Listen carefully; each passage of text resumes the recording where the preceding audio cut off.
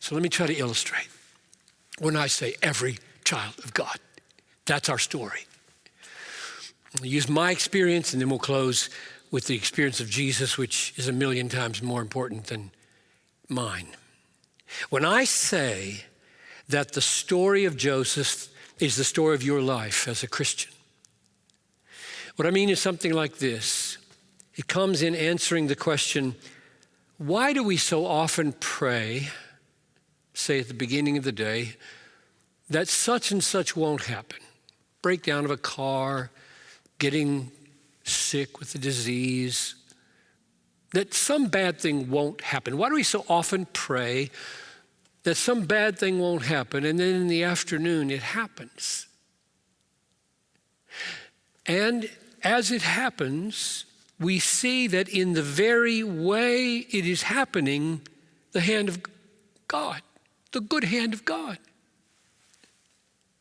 In other words, it seems to me that pretty normal Christian experience is that God answers prayers inside non-answers. Does that make sense? Here's the big non-answer. I didn't want this to happen this afternoon. I asked you that it would not happen. It happened. And as it happens, I see your hand all over it for good and for grace. How many times have you heard people talk like this? Maybe it's just because I'm a pastor that I've heard it so often. Pray for safety in the morning.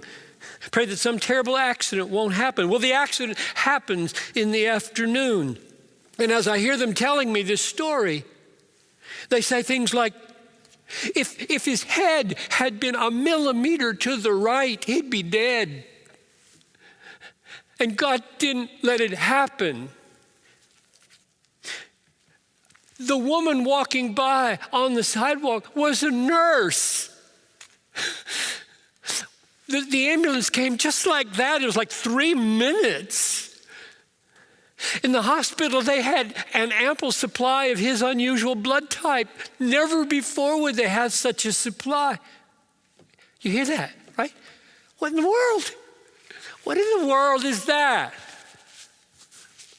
Because if I didn't know the story of Joseph, I would be inclined to say,